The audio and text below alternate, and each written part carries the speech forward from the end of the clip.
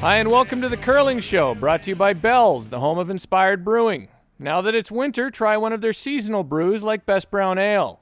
I'm Dean Gemmel, and since it's Trials Week, we caught up in Halifax with that first-time fifth man, Wayne Middaugh. Well, hey, thanks for being on the show. You know, you played front end for Russ Howard for a number of years. How do you think the fifth man role is so far? Well, it's different, that's for sure. You know, you're used to being in the game and you're used to playing. It's sure it's tough to not be able to go out there and help and do something. But you know, I do what I can. I try and match rocks for Glenn and that at night, and you know, make sure he's got all the information there and do what I can. But my bottom line job is basically just be there and be ready to play if something happens to somebody. So Glenn's team just lost a bit of a wild one there. What happened? Is Glenn struggling, or is it just the wrong side of the inch all the time? It was a bit of a bad break. You know, his last rock picked. Oh, I didn't. Okay, I don't have Curl TV because I have a Mac and not a PC, so I couldn't see it. So he had about a 3-foot raise from the top of the floor to the back of the floor, and it picked probably 6-7 feet out of his hand. Oh, geez. So, which was really too bad. So they're in a bit of a pickle now, I guess, aren't they? So they got to go on a bit of a run. They play Martin tonight, so they better play. They got to play really well tonight, and we'll see what happens with that. But yeah, he's got to basically run the table now. Right. Hey, I know Glenn is a good friend of yours, so I know you're doing everything you can to help him succeed. And I know you're probably helping your wife and her team out a bit. But is it more painful watching, knowing that you guys might have the best team in Canada so far this season? Well, I don't think we have the best team in Canada. We've been on a bit of a good run, but you know, you look around here and you see what's going on, and some teams are playing really well, and you know, and that's the way it goes. Like when they had the trial process, it ended last year, and in many different angles and directions, we didn't qualify, and if we had qualified, we would have been because of some extracurricular problems, we would have been not able to play anyway. So we would have had a substitution for sure, I guess, right? So no, the whole team gets. Oh, really? Is that what happens with Joe's situation? That's what would have happened. The whole team is disqualified. The whole team is disqualified. Oh, wow.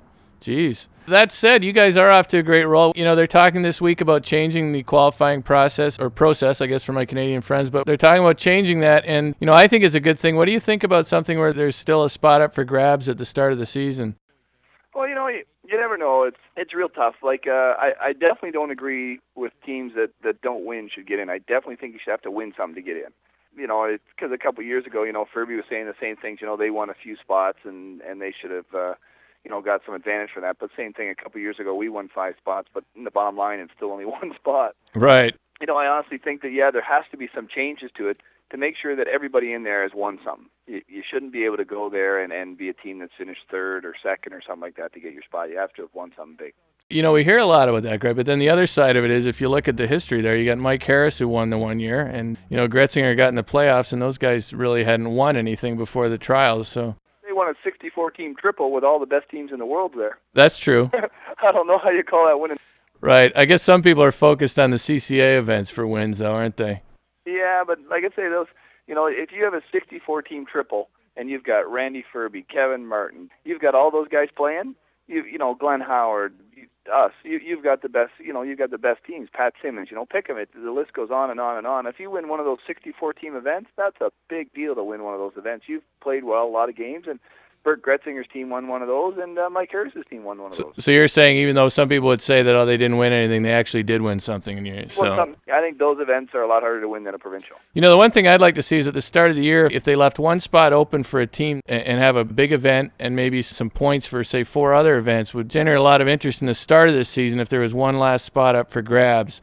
You know, and maybe I'd like to see something where it's 1 big event counts for quite a bit, and then there's 4 events that sort of some consistency early in the season is rewarded. It's really tough. You know, there's a million different ideas and a million different timings, and it's real hard. I almost think you have to do it earlier as well. Like I realistically think, you know, the team that wins, you know, realistically, okay, they win this event, then it's Christmas.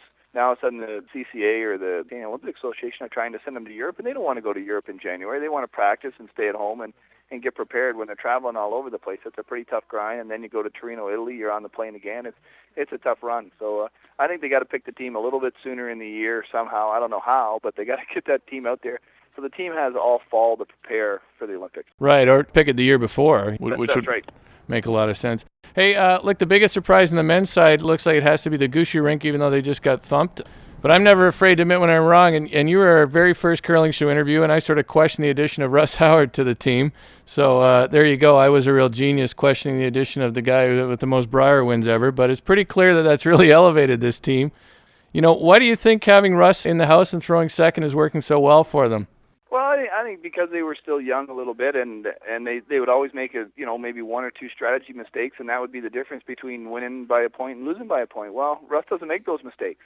They always could make all the shots, and that was never the issue. The issue was always, they just made one little mistake here and there, and Russ has eliminated that mistake, and plus he may have brought up their intensity level a little bit. Russ is a pretty intense guy on the ice, and he gives 100% right till the game's over, and that's probably worked well for them as well. Do you think sometimes with a new team, and your team has had this year, sometimes a new team just locks in real quick and you have great chemistry right away? Not because the guys you used to play with were wrong or anything, it's fresh and new. Do you think that's helped them?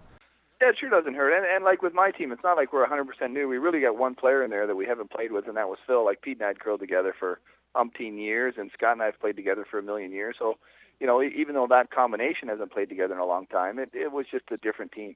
Right. Hey, besides Gushu, any other things that have surprised you this week? Well, sure, with Furby, that's unbelievable. Right. As someone who's been sitting right behind the sheets every game, they're just like every rock, it seems like they're just paper ticking a bunch of guards here and there. But the teams are so good, that's what makes a difference. You take a few guards here and there, and you lose, and you get by and you win, and that's the main thing. Hey, what's up with Furby getting booed? Is that because you're not there? They need somebody to boo? I haven't heard him being booed yet. Like I say, I've been in the arena the whole time. I haven't heard him being booed yet. Actually, I think he's still pretty popular. That's what I thought. I always thought they're the most popular team out there, but I've heard there's been people cheering their misses and things. I think that's just because the people are more vocal for different areas and who's playing who. But I haven't heard anybody boo yet. But they just cheering when the team they want wins. And some fans, like always, are a little more vocal than others. Last year when we were in Edmonton at the Brier, it sure wouldn't have been it wouldn't have been the same way. Anytime you missed against Furby, it was the other way around. They were cheering your miss. So that's just where you are. Right. I thought John Morris and his team looked pretty good when they played Pat Ryan. But then they seemed a little more relaxed than some of the teams. Do you think that's true, or? Well, yeah, Johnny's a good player. He's got a lot of experience, and he's going along pretty good now. And now Jeff turned it around. He started off with a loss, but he's going pretty good now. So, you got some teams at the top of the list there that are playing along pretty well. So it'll be interesting come the end of the week. As somebody like Glenn, he has to pretty much run the table. Martin can't afford really to cool off a little bit, but Martin's hanging in there. Still only has his one loss. He pulled one out of the fire today, like Kevin does. But and then you got a guy like Furby who's just going to try and run the table and hope for the best. Hope for a tiebreaker somehow. All right. I know you got to put Glenn in your top three because you have to be supportive. But let's pick a top four. Who's going to be there at the end of the week? Who do you think? We're going to pick Glenn Martin. Who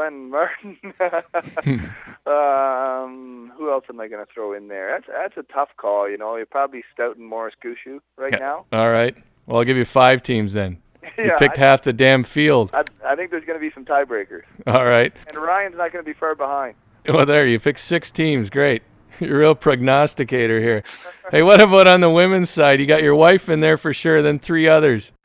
I'm going to take Sherry. Oh, God, you really put me on the spot here. I don't watch enough of the women's games to pick one way or the other. I think all of them are fairly equal, and even the teams that aren't playing well, like LaRue, she can beat anybody. Right. Just because of the style of the games the women's play, they keep it a lot simpler, and every team's always in the game right till the end. So, anything can happen. But bottom line is one of the women's teams is going to have to get hot come the end of the week, probably win their last game or two of the round robin, and a big game come the end of the week. But no matter what playoff system you use, no matter what you do, it all comes down to one final at some time Saturday afternoon, Sunday, and you have to win that game. And you're going to need a couple breaks. You're going to need to paper a few guards and make some great shots. Good atmosphere and everything out there so far? It is actually. Halifax, people are great out here. Eastern Canada is just a great place. You come out here and you have fun, and I've definitely spent a little longer hours in the pads than I normally would as a player, but all the time people are great to you, and we've had a ton of fun already. Hey, great talking to you, Wayne. You've been a big help to our show since the very beginning, and I appreciate it. So enjoy the rest of the week, and we'll see what happens. Thanks, Dean. All right, take care. Take care. You too. Bye-bye. That's Wayne Middaugh on The Curling Show, brought to you by Michigan's own Bell's Brewery. If you're in the U.S., serve some Bell's Porter over the holidays. If you're in Canada, you'll just have to be jealous. Thanks for listening. Time to serve the pudding. Woo!